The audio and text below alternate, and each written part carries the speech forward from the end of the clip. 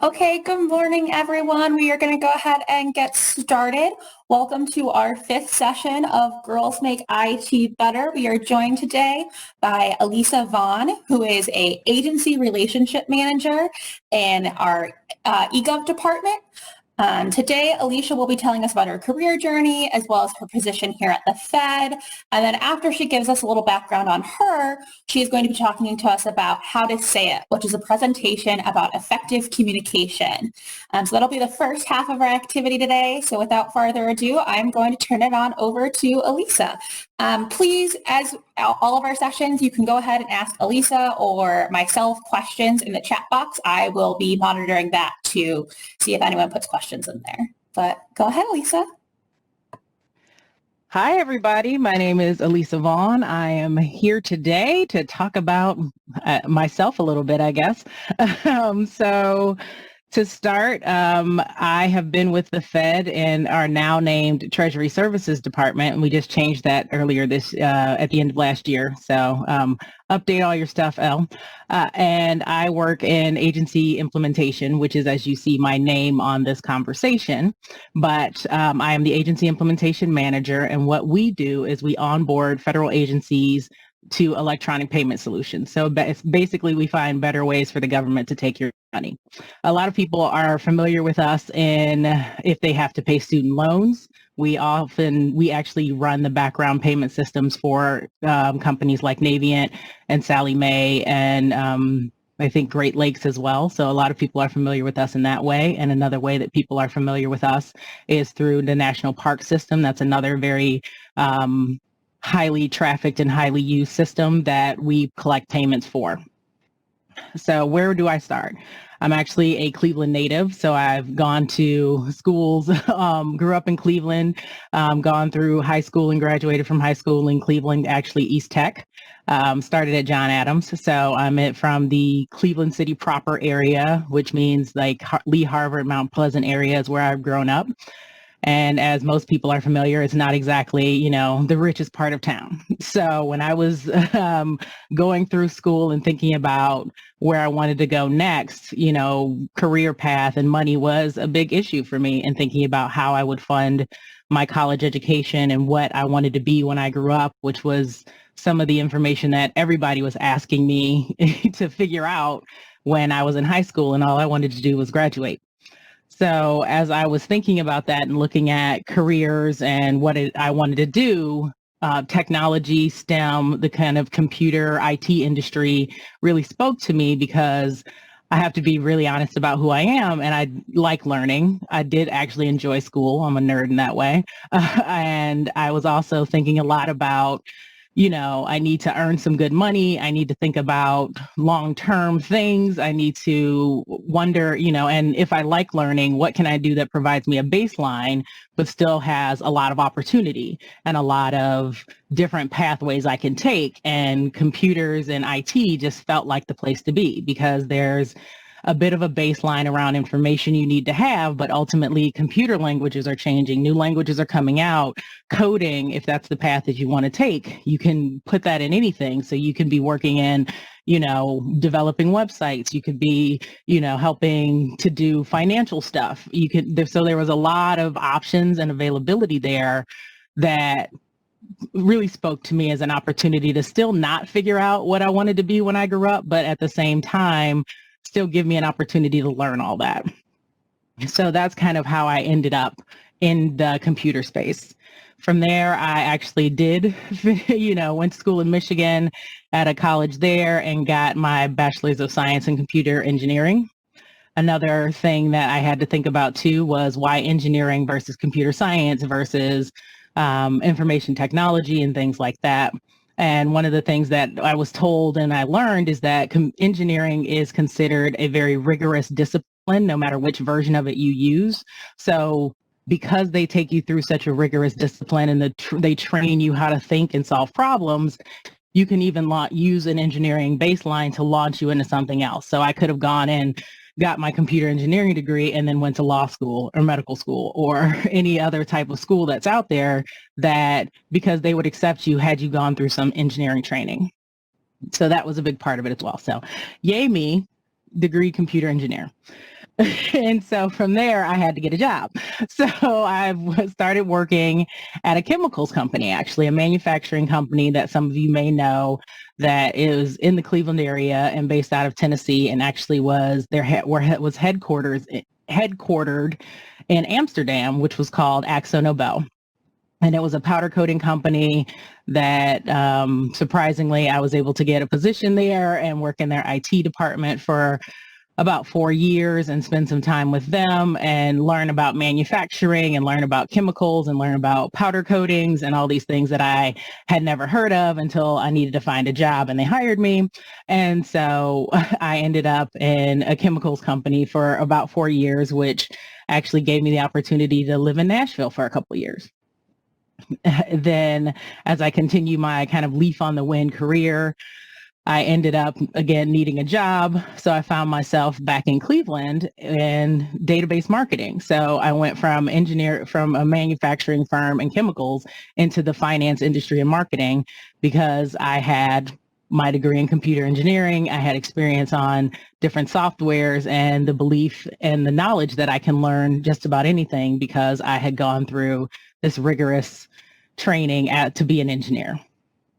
And you'll find that a lot of people who start in one field don't always end up there. A friend of mine who has a master's actually in mechanical engineering now is an IT project manager. So it's all about the baseline and then where you go from there. So now I'm with KeyBank, or I was with KeyBank, doing database marketing, spent time there, and actually got a little bored and then had to ask myself, what do I want to do? What do I want to be when I grow up? I still don't know, by the way. And I thought about what I enjoy about my current job at the time, which was the people, and thinking about leadership and what does that mean and how do we create and sustain effective change. So I ended up getting a master's degree in psychology with a concentration in diversity management.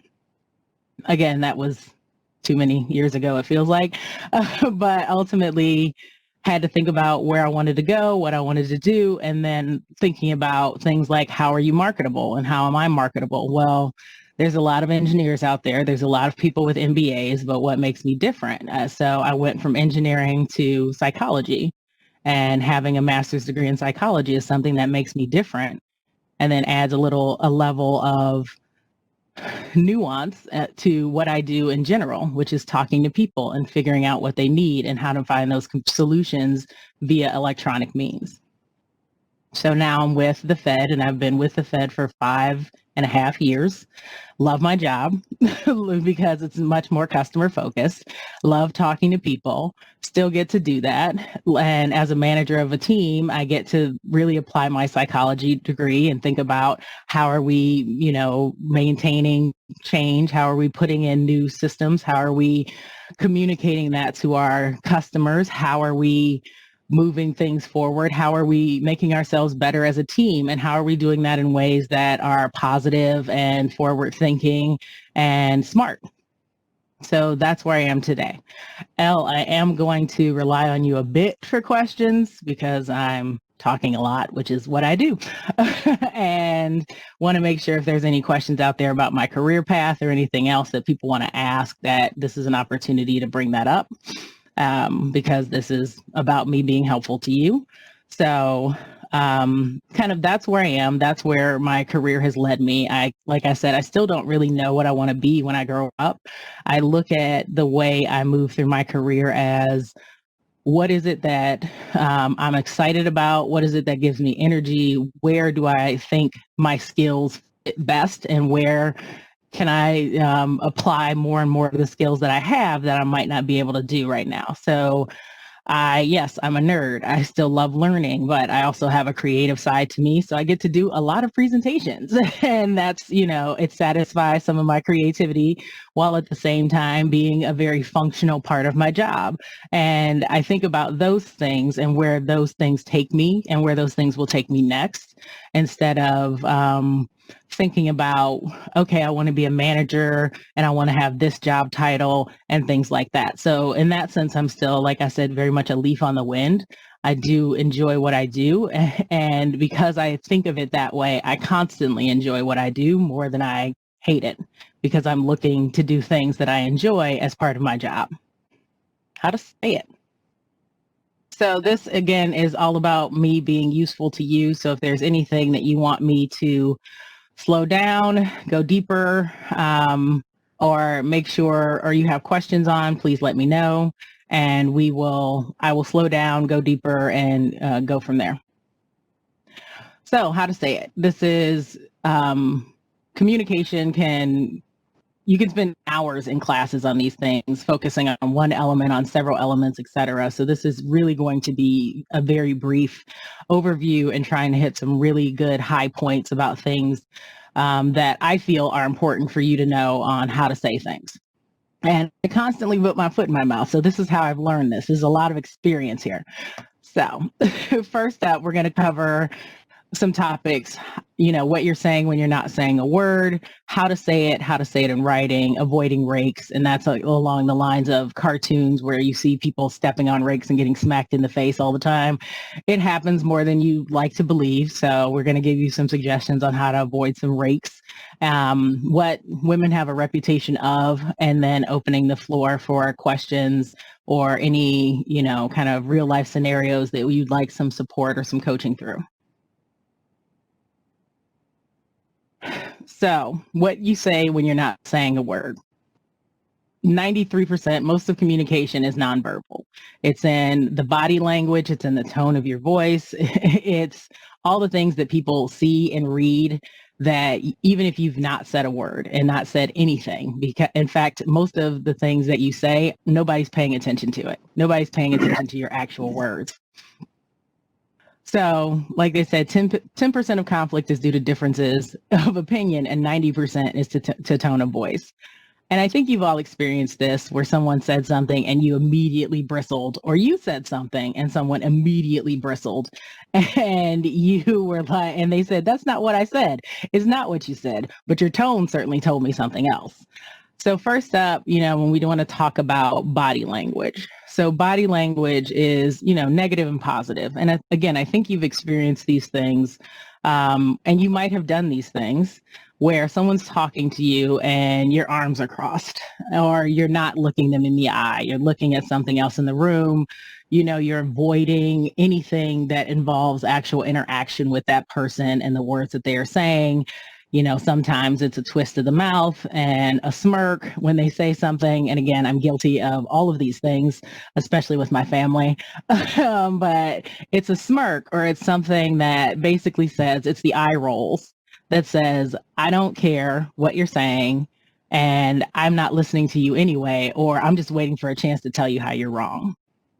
And those things always, always, always deteriorate into a mess, an argument, somebody shutting down, someone's not paying attention anymore, or making the relationship that you have even more difficult to kind of come back from and make things easy.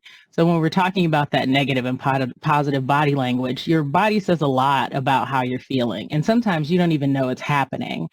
I was in a conversation once and I was having a lot of problems with my manager at the time. And as soon as I started talking to him, my shoulders were up around my ears. I was just so tense. And a friend of mine pointed that out. Like, as soon as you said his name, you immediately went like this. So that was a learning for me, in that, sometimes I'm not even aware of how my body is talking. So I can't imagine what the situation was when I was in front of him and we were having conversations. It probably was clear to him that I didn't like him. And that was my thing, and I had to fix that. So when we're talking about a lot of this, it's really, how are you sitting? How are you, really moving your body in ways that are informative to the person you're talking to and even informative to yourself? And I don't know that we have to go deeply into positive body language, but it's uncrossed arms, it's eye contact, it's looking at the person. Sometimes it's leaning forward when they're talking to you to show that you are interested in what is being said and that you are open to the words that are coming towards you. And that leads to less tension, tends to to make people feel better. Even if you are the one experiencing it, don't you feel more heard? Don't you feel more like, hey, this person's really understanding me and really cares about what I have to say. So again, it's that you don't know what you're saying, but sometimes you're saying something when you're not saying a word. The other one that's always fun is tone. Yeah. And again, we've all experienced it. So when your tone clarifies and conveys meaning. So when you think about it, your tone really impacts the way people their willingness to even want to listen to you. Because it's very simple. The phrase, I don't know, has many different tones. So you can say, hey, what time is it? Somebody responds, hey, I don't know. Someone responds, I don't know. Another response is, I don't know. So how many ways could it be that your tone, even though you might not mean it that way, impacts the way people receive what you're saying? And oftentimes this body language and this tone become the reason why nobody hears anything you're saying. They don't listen because they're already reacting to things that you're not saying with your words. Let's see. Okay. Next up, how to say it. So again, we've talked about body language, we've talked about tone, we've talked about how do you fix it? How do you change that? How do you, even if you know you're going to have a tough conversation, even if you know you want to have a positive conversation, how do you prepare yourself? So first is kind of that mental preparation where take deep breaths. A lot of times when we're under stress, when we're anxious, when we're nervous, we stop breathing. And that cuts off oxygen to our brain, which means we're not thinking clearly, which means all those things that we don't want to happen tend to happen. So breathe and take your time. That's perfectly okay to take your time and go through it slowly, because if the mission is to get it said and get understood, then taking as much time as you need is exactly what needs to happen. One of the things that I've learned over time is slow is fast with people. The slower you take things, the quicker you can get the results and the expectations that you want. The other thing to do is put your feet flat on the floor. It might not mean anything when you're saying, oh yeah, I can't, but it actually helps you to feel more grounded and more centered and more supported, and it helps you to breathe. So feet flat on the floor, breathing, presenting yourself in a relaxed and engaged posture, which means sitting up straight, maintaining that eye contact, your arms are uncrossed, and you're nodding for what people are saying to you. So that is also an indicator in our culture of, I hear you, I understand, I'm listening, is nodding to kind of acknowledge that they're speaking. The other thing to focus on is your verbals. If you don't understand what they're saying or you want to be very clear, ask questions. That's perfectly okay. And it's, in fact, advised. Ask questions. It means, okay, so you said this. What exactly does that mean for you? Because I think we've all experienced, again, we all think we're speaking English, but we don't seem to understand each other. What somebody interprets or how they feel and define, the word, breathing versus how you define it might be very different. And unless you know how they're defining it, you'll be responding based on how you understand things. And that's always a challenge when it comes to communication. Repeat back what you've heard and confirm. One of the things that I find super important and helps with those clarifying questions is, I heard you say that you dislike the color green. Is that accurate?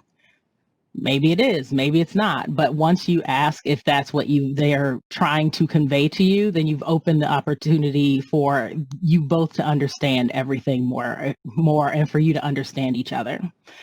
And most importantly, watch your tone, because I'm laughing because I'm thinking of someone in my head right now who has a tone, and it's very well known. And that tone is kind of, you're stupid, and it's condescending, and it drives us nuts because we have to continue to work with them. We have to continue to respect them. We have to move through that tone and hear what they're saying, because that's a lesson for them to learn.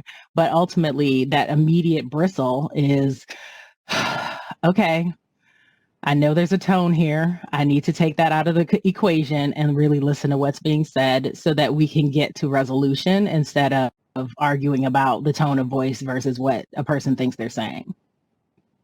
Next up, be honest. That is the simplest and most effective way to move through life, honestly. Just be honest. It is. And there's honesty without being mean. And there's honesty, without focusing on being right. And I think what we see now, and, not to bring politics into the situation, but on both sides of everything, the way people talk to each other isn't for understanding. It's to be right. And sometimes it's to be mean. And I think, too, one of my favorite references on being right versus being honest and being mean is the Housewives. So I don't know how much reality TV anyone watches, but you can see it a lot where someone's just being honest, but they're really being mean. And that's a problem if you really want to be effective in talking to and communicating with people. So the last thing, too, is it's okay to say what's true for you. And what that means is there are times where you're not going to be receptive. And if you're aware of that, it's okay to say that. There are times where, you might be cold, so you cross your arms. You have to say, and it's important to say to somebody, I'm cold, I'm going to cross my arms, I'm feeling chilly, so that they don't immediately think, oh, she's defensive or he's defensive. And then they start reacting to something that they've misunderstood. So there are times, too, when you start a conversation, it's difficult, and you might need to exit the conversation, or you might just need to let people know that I'm uncomfortable and I actually might need to exit this conversation, but can we pick it up in another day, or can we pick it up tomorrow? Because that way I'll try to be more receptive, or I can be more receptive. And people give you a lot to think about sometimes when they come at you and they're talking to you about something that you don't notice or is unexpected. That's all okay. Like today, I'm kind of nervous. I want to be helpful to you all. I hope you talk to me. I would love it if you ask a ton of questions so that I can kind of understand and know that I'm being helpful to you, or how I can be helpful to you. But that may never happen, but I just want to put that out there. Okay, next we're going to talk about how to say it in writing. So again, very brief, given our time today, but one of the first things to think about with writing is take the time if you have it. Take the time, prepare in advance, give yourself a week to write something that's due in 2 weeks. Give yourself as much time as you need in order to think through it, edit, revise, rewrite it, and try to keep it simple, so that you don't have to say in 20 words what you can say in 10. And then is 10 enough? So give yourself time to revise and edit and make mistakes and go back and correct them. So take the time if you have it. And then the second one that's really important is make the time if you're upset. When you are mad or feeling some kind of way, or sick, or, just had a bad day, somebody's going to catch a lot of crap because they just happen to intersect with you when you were having a bad moment. And that's not fair to them, and that's not fair to you, because that gives you a bad reputation, and then it also creates a bad situation and a bad feeling with the other person who was the recipient. And again, I say that because I know I'm a hangry person. So oftentimes, if I'm going into a meeting at 1:00 that I'm not pleased about or don't want to be in, I make the time to have a sandwich, even if I'm eating that sandwich during that meeting, because honestly, it's nobody's fault that I'm hungry. But people often catch a lot of trouble when I'm hungry, and that's just not fair to anybody, especially in writing, because what happens too is that you start implying tone, you start clipping your sentences, you start, writing things angrily. And sometimes that is interpreted and comes across, even though it's not intended. So be clear and concise. Again, there's a balance between completely sugar-free and giving people diabetes. So in that sense, it's very much you have to balance. Sometimes it is just a facts, ma'am type of moment. And other times you do have to add that flowery language to make sure that you're adding some feeling or some context or some additional language in order for people to really be receptive to what you hear versus what what you need in the moment. Separate the facts from your opinion and interpretation. That's a big one because the facts are the sky is blue, but the sky being pretty, the sky being, cerulean blue, it being a gorgeous day, those are all opinions. The fact is the sky is blue, the sun came out, there were few clouds. That might be a horrendous day for somebody who has a sun allergy, but ultimately try to separate the facts from your interpretation in your opinion, because when you're writing and trying to persuade people in particular, your opinion, once that's invalidated or it's seen that that's not a fact, people start to distrust you. There is actually no tone in writing and text, but it can be implied. So the example I have here is if I'm writing in all caps, I'm yelling at you.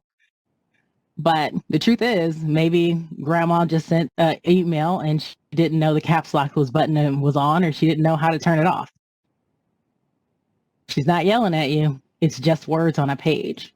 But we often infer meaning and make meaning out of whatever is on the page. So that's one of those things where take your time, because if you're in a mood, you're going to read a different set of text and you're going to read a different message than if you were in a good space or a happy mood or something great just happened. You'd read it very differently.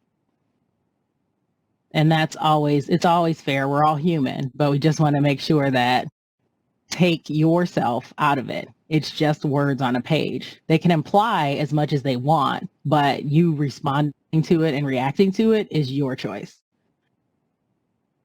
Formatting is your friend. So one of the things that I find is when I have issues at work, particularly production issues or some type of incident that occurs, we have to tell the story. We have to share this message. So my first thing is, okay, I write very clearly, this is the root cause of the problem, and this is what the resolution is, or this is where we are in the process of resolution. And I put those titles in and I bold those titles. And then when I say, okay, I need to provide more background, I have a different section below all the important stuff for background. Formatting is your friend. Creating white space, putting, 2 spaces between a paragraph or a couple sentences is sometimes very helpful for people to digest information. Because the fact is, most people read at a 3rd grade level.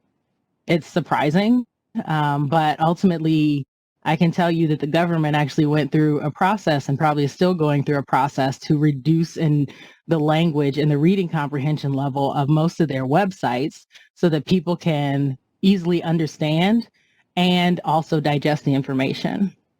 So even if you read at a college level or, a master's level, great. That's fantastic for you. But most of the world is out here needing simple sentences and needing them to be short sentences with simple words, because that's how it's it's faster to read, it's faster to comprehend, and it's faster for them to take action.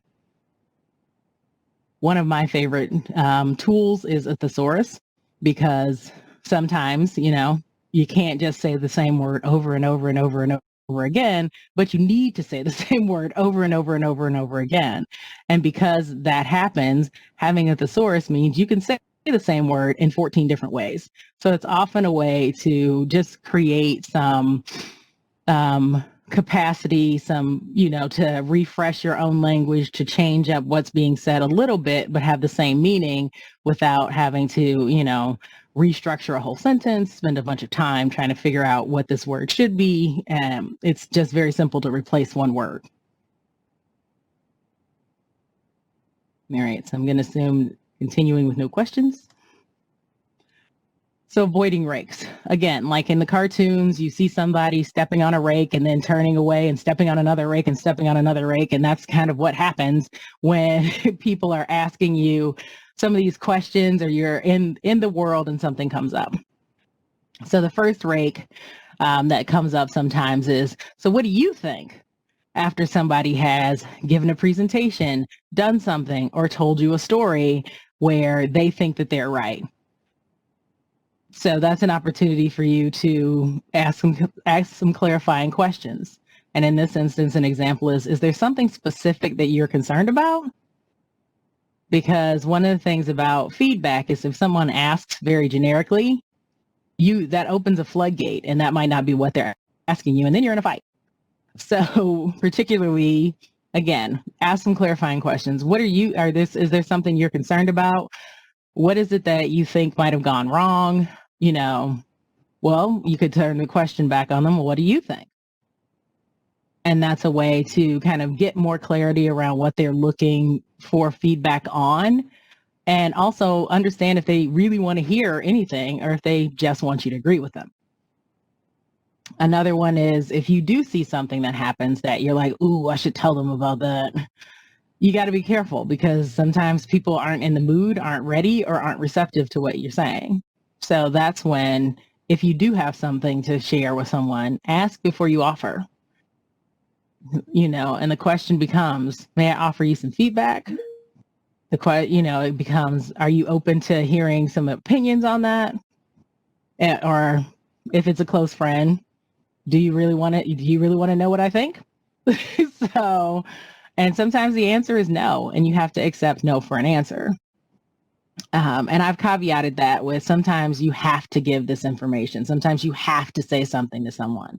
And if their answer is no, then you have to quickly circle back or establish a new time to have the conversation. So that's something for as you're, depending on where you are at work, depending on what you do at the job or in your home life, even sometimes things have to be said, and that's okay. And if someone's not ready to hear it in that moment, unless it's a safety issue, then it's okay to reschedule and say, okay, well, can we talk tomorrow morning or can we talk tomorrow afternoon, sometime quickly after the moment has occurred. Lastly, and one of my favorites is the brick wall. So I am a problem solver, maybe not by nature, but definitely by training. And so when someone's talking to me about a lot of things, I'm like, well, what about this? And what about that? No. But you don't understand. And that's when I realized, you know what? They did not call me to figure out the problem. That they called me to either complain and have me agree with them, and it should be vent, but depending on the day, they've called me because they want somebody to agree with them. And that's when I have to check myself. And that's the question of, okay, how can I support you right now? Or what do you need from me in this moment? Because sometimes the solution does seem glaringly obvious, and I'll say this for myself, I'm not ready to hear it. I'm still mad, and I want to be mad for a while. And that's okay. Because again, you can ask them what they need in the moment, and then maybe when you get that clarity, you can decide what you're going to do next. Because sometimes it's just, I'm probably not the best person to have this conversation with.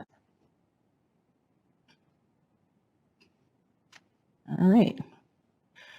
So since this is Girls Make IT Better, and we make everything better, I want to just caution you about some stuff that exists in the world right now. So women have the reputation of not speaking up. That's one of the things that is out there, that women don't speak up enough, don't really assert themselves in conversations. And some of that is fed into by the fact that when women speak up, we tend to be labeled negatively. So we're aggressive, we're, swear words that I shouldn't say to high schoolers. There's a lot of things that get said about women who speak up, but mostly it's that they're aggressive. And it's basically that once we do speak up, something that immediately pushes people into a space of something's wrong with you or you're doing it wrong.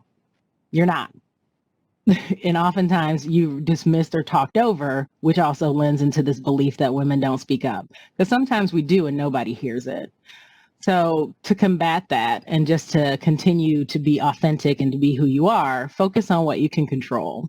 So a lot of times this is where being able to present yourself in writing is helpful. So if they're not listening to you in the meeting, maybe in the after action notes or the after action minutes or whatever happens when you're debriefing, you can provide your opinions and your direction and your insight in writing. Be consistent. So if you are a person who tells the truth and speaks up, continue to do that in writing, continue to do that in person, because then you don't want because when you're inconsistent, people think they can't trust you. and then find allies and support. So oftentimes what you can do is, hey, I want to present this idea in the meeting, but sometimes they don't notice me or whatever. Can you help me by opening the floor for me? Can you, make sure that you amplify my idea in the meeting? Because, I don't think they're hearing me when I say this.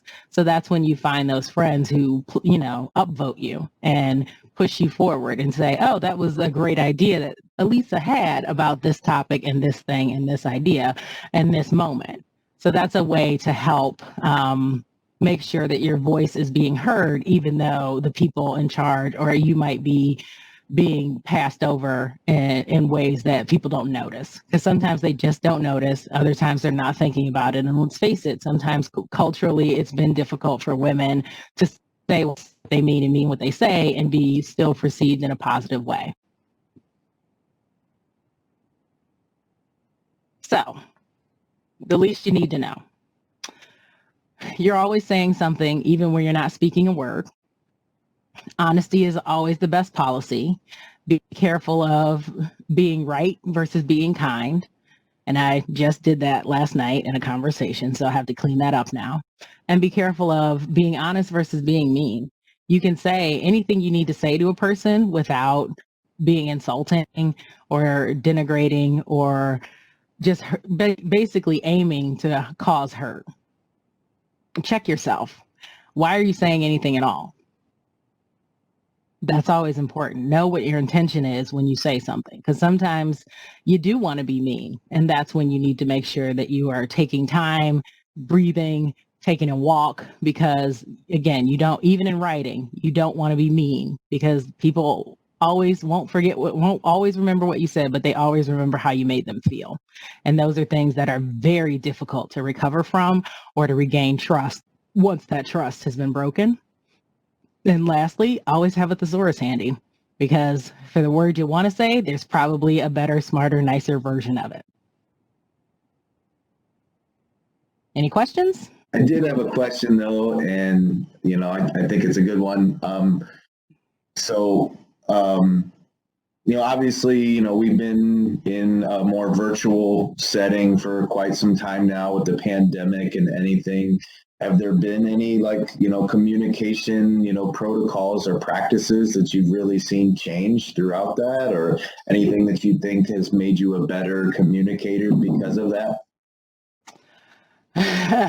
I laugh because I talk a lot, Sam. I think you realize that by now. But ultimately, I would say there's some things that I have struggled with because, again, that face-to-face is so informative.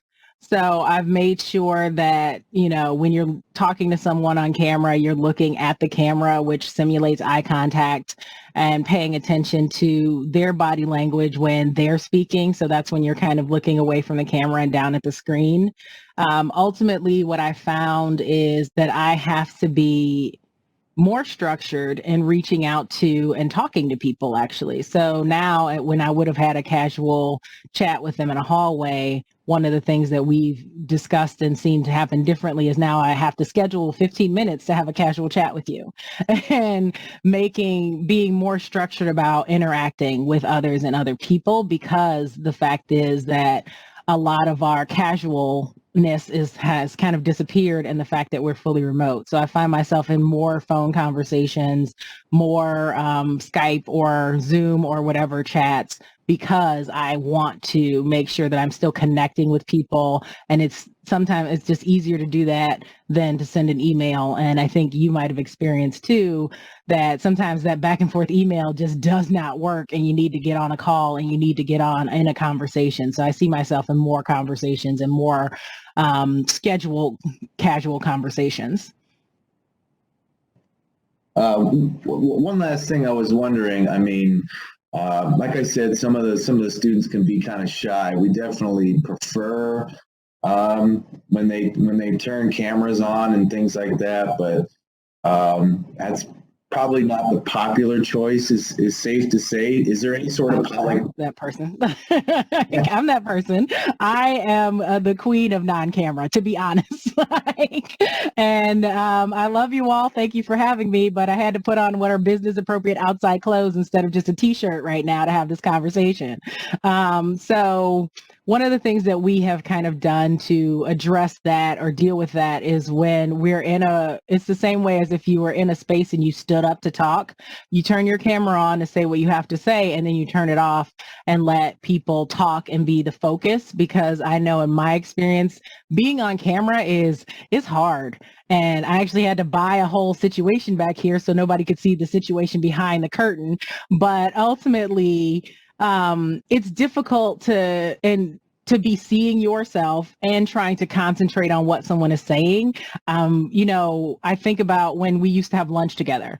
I would not have thought about what I look like eating when I'm in a lunch meeting or when I'm talking to people. But now if we're on camera having lunch, I absolutely refuse to eat because now I have to see myself chewing and talking and everything else. So what we've done is when you are speaking up, turn on your camera, kind of say what you have to say, turn your camera off. And that way it helps to alleviate kind of the burden of being on film constantly, but also still gives people the ability to focus on what's being said.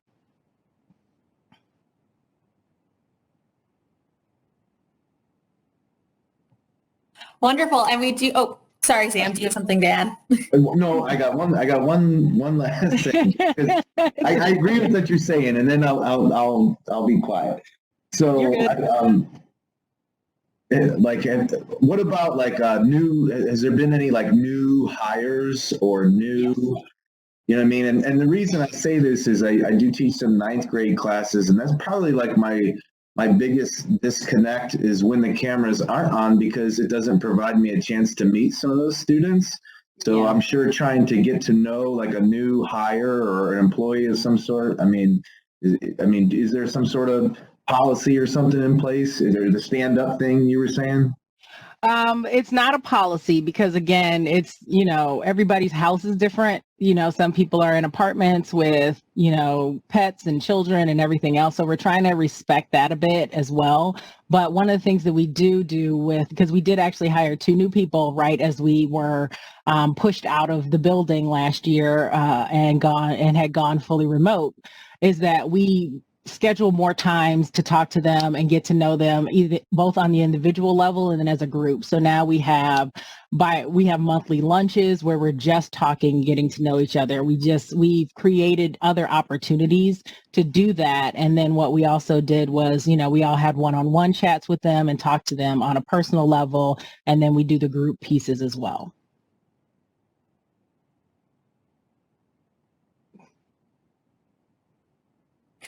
Well, thank you so much, Elisa. We do have one other question that came through, kind of going along with some of the other, I feel it's like it's been touched on a little bit, but since we're in a virtual meeting world now, how should my nonverbal cues come across the screen visually?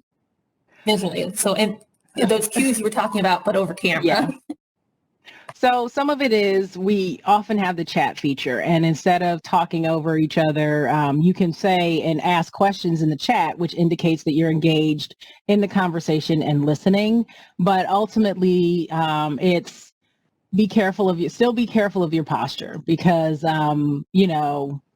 leaning back, leaning on your hand, things like that don't necessarily indicate that you're engaged in the conversation. Versus if you were leaned forward in a way that says, okay, I'm listening, I'm hearing what you're saying. So those are some of the nonverbal. It's often you can still be nodding. That's still important. I know it's difficult to kind of be staring at a screen all day as a person who has to do it for too many hours, honestly. So that's hard. So it's really kind of balancing. If you're engaged, then there are questions that are coming through. So using those other tools that are happening as well. Sometimes you also have those emoticons that you can use to applaud or thumbs up that, again, indicate you're listening and you're engaged without necessarily having you to be on camera the whole time, but also recognizing that when you are on camera, it can be exhausting. It can be difficult to maintain and look interested for an hour or 2 or 3. And that's just true right now. It's hard to do that. So use those other tools that are available to you to indicate, and then they're still nonverbal, but at least people are getting some interaction to know that you're a part of this. Because sometimes these are like talking to yourself if nobody's responding or people aren't on camera. And that's another difficult thing to really deal with for the person who's presenting.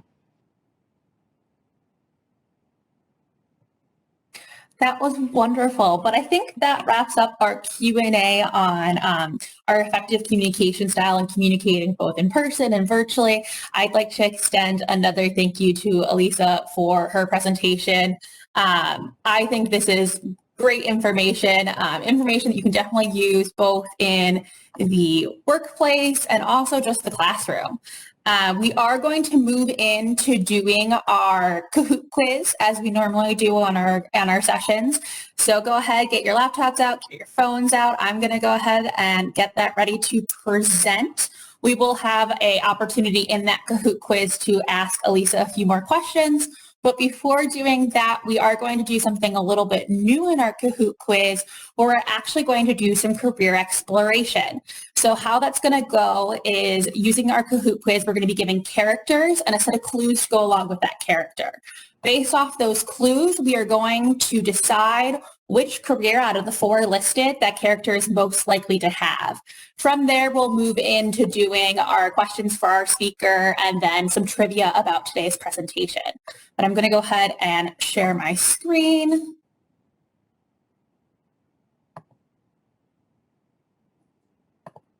Okay.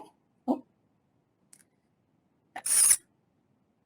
Let me know if you're having any trouble seeing the screen at all, but go ahead, there's the Kahoot pin. So go to www.kahoot.it to type it in. I'll wait for our players to join. Okay, so we're going to start off with our career exploration.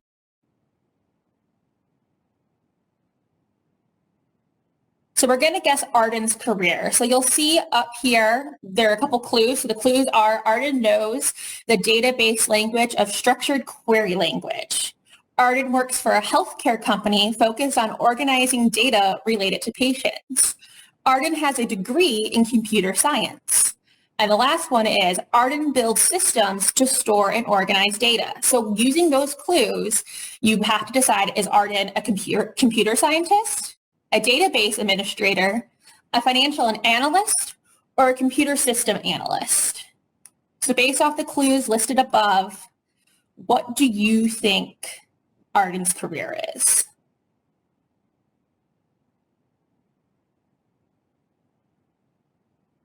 Okay, so the majority of the class said a database administrator, which would be correct. Arden is a database administrator. We're going to show our standing. And then there's no need to answer this. This is just some information about a database administrator, like what their median salary in 2019 was. You can see that both in yearly and hourly, what the education requirement is for a database administrator, important soft skills that people look for in database administrators. How is this job expected to grow in the next 10 years? Is it expected to expand, which at 10%, that is larger than the average rate? And then that there are actually 2 types of database administrators, or DBAs, which is system DBAs and application DBAs. So what a database administrator typically does is they ensure data is secure, they back up and restore data to prevent loss, and they identify needs to create new databases. Move this, and we'll move on to our next question. So now we're going to guess Charlie's career. So the clues for Charlie are Charlie plans and designs and builds infrastructure projects. Charlie works on highways, bridges, and utilities. Charlie has an interest in chemistry, geometry, trigonometry, and computers. And finally, Charlie moved into this career after graduating high school and was able to get his associate's degree after working in the field for 3 years. So is Charlie a civil engineering technician, a chemist, an architect, or an accountant? What career based off those clues do you think Charlie has?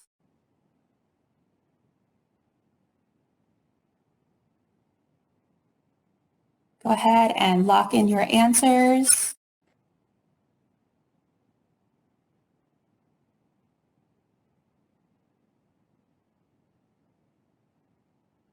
So based off the clues listed above, which career do you think Charlie has? Be a civil engineering technician, a chemist, an architect, or an accountant? A civil engineering technician. We looked a little split. It looks like the other majority of the class that are architects, which is a lot of these skills that we're talking about with a civil engineering technician would translate into an architect. That is an understandable career also to think about. So you'll see here, just like last time, here's some information about a civil engineering technician, their median pay, the education requirement, which I did note. You can see with Charlie's example, a high school diploma is required. An associate's degree isn't technically required, but it is preferred in the field. So it would be associate's degree in civil engineering technology to enter into this position. And then after that associate's degree, you could look into going and getting a four-year diploma, maybe getting a master's, some important soft skills, and so on. So what civil engineering technicians do is they read and review project drawings. They use computer-aided design software to design projects, and they test construction materials and soil in the lab for the construction areas. And we are going to now move on to our last career exploration clues. So we need to guess Sky's career. In high school, Sky took a computer programming class. Sky uses the design process at work. Sky designs items that can be found in cars, homes, appliances, medical devices, phones, computers, what you're using right in front of you, your computer. Sky designs new computer hardware and creates schematics of computer equipment. So with those clues, what career do you think Sky has? Are they a computer hardware engineer? Are they a computer scientist, a computer support specialist, or a materials engineer? Out of the clues listed above, which career do you think Sky has?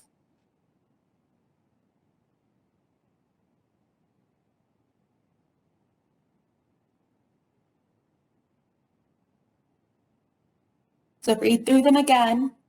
Oh, we probably actually can't see them. So I'll read through them again. So in high school, Sky took a computer programming class. Sky uses the design process at work. Sky designs items that can be found in cars, home appliances, medical devices, phones, and computers. And Sky designs new computer hardware and creates schematics of computer equipment. So using those clues, which career do you think Sky has? A computer hardware engineer, a computer scientist, a materials engineer, or computer support specialist?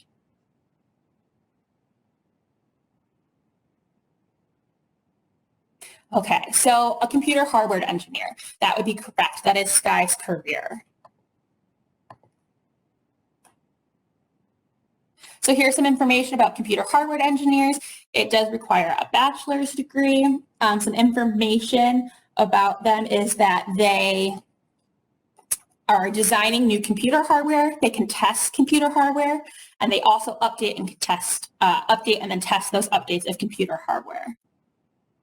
So that was just a little bit of career exploration to explore some careers that are in STEM, their pathways, the education requirements, what the salary and job growth outlook could look like.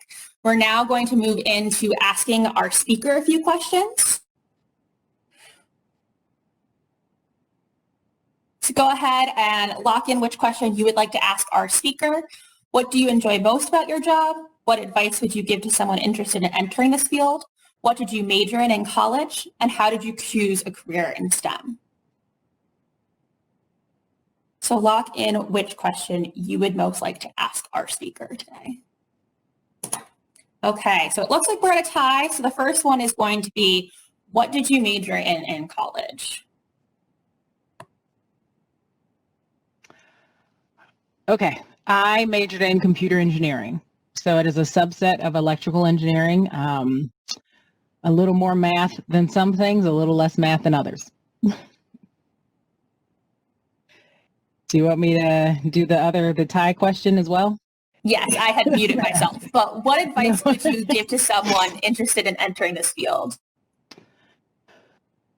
I would say don't be afraid. It does, sometimes the math looks scary, sometimes those things, when you're going through training in school, you do a lot more of the small detail work than you will in reality. So don't be put off by the fact that you might have to do Calc 3. It's fine. You will likely not use Calc 3 in your real life, but they need to train you on how to use Calc 3. So that's what I would say. And also make sure that you get a good support system and help, because you're in it together. You're in a class with a bunch of people who are all trying to make the grade and all trying to get through the degree. So make sure that you use them, lean on each other, study together, go to the tutoring, et cetera, because again, the outcome and the other side of it is much better than stopping in the middle unless you find something you're more passionate about. That's great advice. So we're going to have the opportunity to ask our presenter a few more questions. So this is another multi-select. So out of these questions, which would you most prefer to ask our presenter? What has been your experience as a woman in the STEM field? What piece of advice would you give to yourself while in high school? Would you choose the same career if you had to do it all over again? And did you always want to work in this field? So go ahead and decide what you'd like to ask most. Okay, so it seems that our winning answer is, our question would be, would you choose the same career if you had to do it all over again? I would say yes, I would actually. I really enjoyed my college experience, kind of where I am now, and the fact that the choices that I've made got me here. Means that I can't do anything differently, to be honest. I do really like the opportunities that having this engineering degree affords me. I could still go anywhere and people are impressed by it. I don't think so.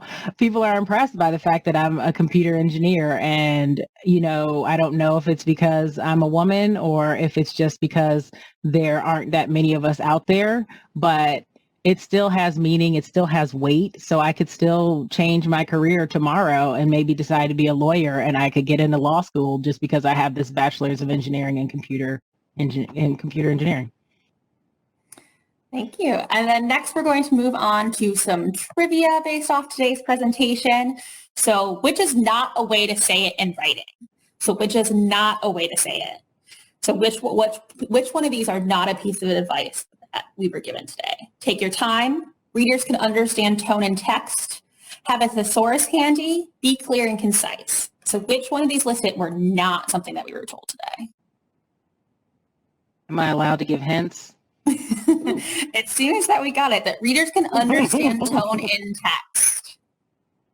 And then our final trivia question of today is, what % of conversation is nonverbal? 10%, 75%, 93%, or 98%? So what % of your conversation is that body language, is nonverbal facial cues?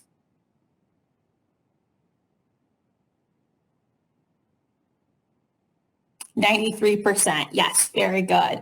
Okay, very good. So that was our session today. Thank you so much for participating. We'll take a look at the podium.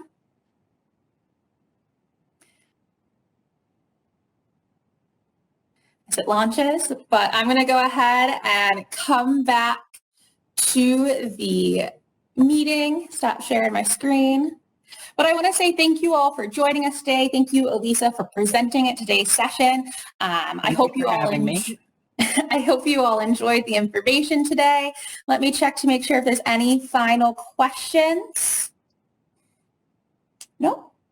Okay, so thank you for joining us. Our next session of Girls Make IT Better will be on January 21st, again at 11 a.m. And at that session, we will be going over computer programming and encryption. So join us on January 21st for our next session. But thank you all and have a great day.